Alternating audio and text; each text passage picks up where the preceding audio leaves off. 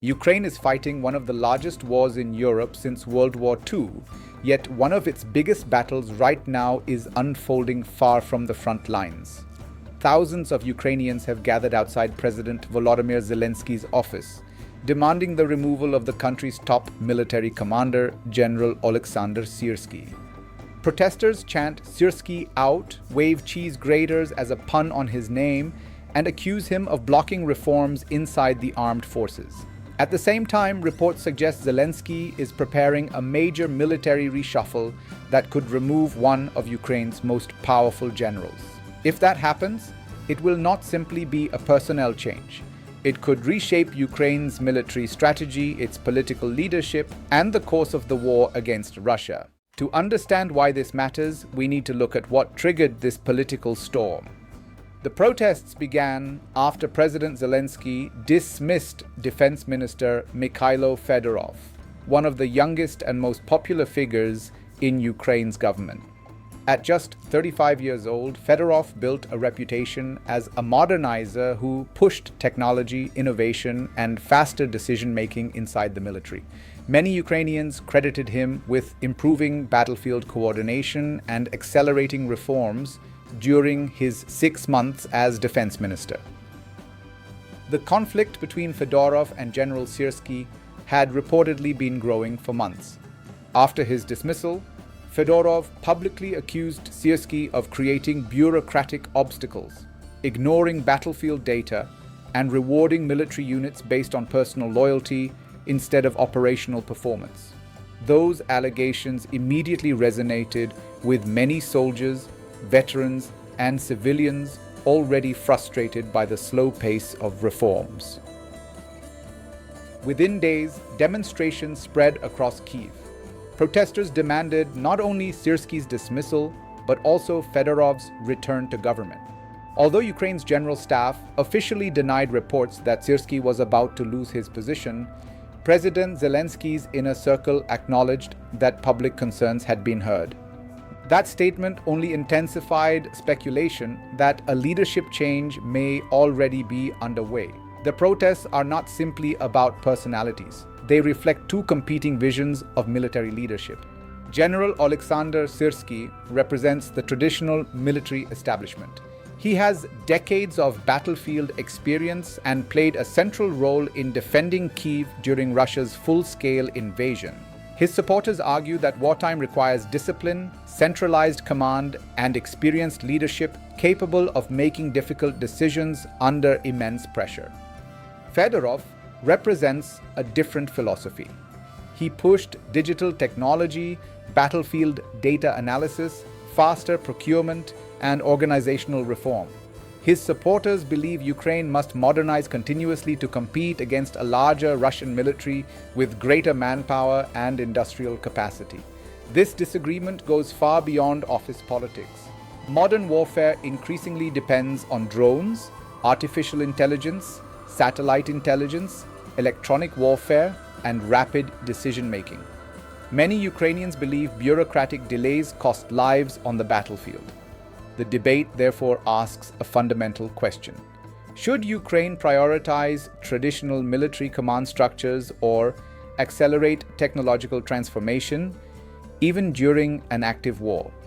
That debate now sits at the center of Ukraine's political crisis. But military strategy alone does not explain why these protests have become so politically significant. President Zelenskyy built much of his wartime legitimacy on national unity.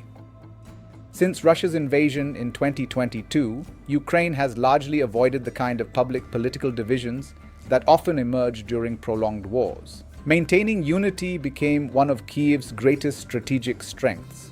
Today's protests threaten that image. If Zelenskyy removes Syrskyi under public pressure, critics could argue that military appointments are becoming influenced by street demonstrations rather than strategic planning.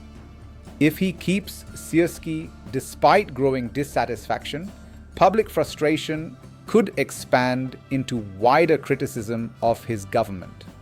Neither option comes without risks. Reports indicate that Zelenskyy has already met several senior commanders, including General Mikhailo Fedorov. widely viewed as one possible replacement. Drapati enjoys a strong military reputation dating back to 2014, when he famously drove a tank through a pro-Russian blockade during the fighting around Mariupol.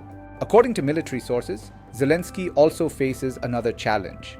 Ukraine needs a commander who commands respect across the armed forces, but does not develop independent political ambitions that could challenge civilian leadership after the war. That balance between military effectiveness and political stability has become increasingly important as the conflict enters another difficult phase. Yet perhaps the most remarkable aspect of this story is what these demonstrations reveal about Ukraine itself. Many countries suspend public political debate during wartime. Ukraine has chosen a different path. Thousands of citizens openly protested outside the presidential office, while Russia continues launching missile and drone attacks across the country. That sends two very different messages. Domestically, protesters argue that democratic accountability should not disappear simply because the country remains at war. Many believe strong institutions require public criticism, especially when military reforms affect national survival. Internationally, Ukraine presents itself as fundamentally different from Russia by allowing public dissent even during an existential conflict. At the same time, Ukrainian officials warn that prolonged internal disputes can benefit Moscow. President Zelensky's chief of staff recently reminded citizens that Russia closely monitors every political disagreement inside Ukraine and hopes internal divisions weaken national resistance. That concern is understandable. Wars are fought not only with weapons, but also with information, public morale, and political cohesion.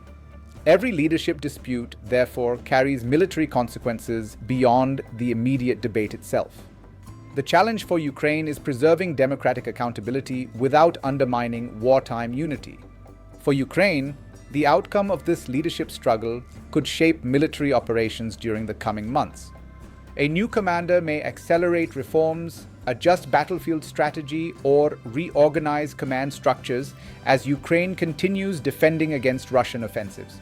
For Russia, any visible political instability inside Kyiv presents an opportunity to argue that Ukraine's leadership lacks unity. Moscow will almost certainly use these developments in its information campaign, regardless of who ultimately leads the Ukrainian military. For NATO and Western allies, the situation raises difficult questions about continued military assistance. Western governments have invested tens of billions of dollars in weapons, training, and intelligence support. They want stable military leadership capable of coordinating increasingly sophisticated operations. For countries watching from outside Europe, including Pakistan, India, and many developing nations, Ukraine's experience demonstrates that democratic governments can face intense domestic criticism even while fighting external wars. The challenge lies in managing disagreement without weakening national security. Meanwhile, Ukraine continues launching long-range strikes against Russian logistics hubs, oil facilities, and Black Sea shipping, proving that battlefield operations continue despite political tensions in Kyiv. Winning a war requires tanks, drones, and missiles. But sustaining a nation at war requires something even harder: finding the balance between military strength and democratic accountability. Ukraine is now fighting to preserve both at the same time.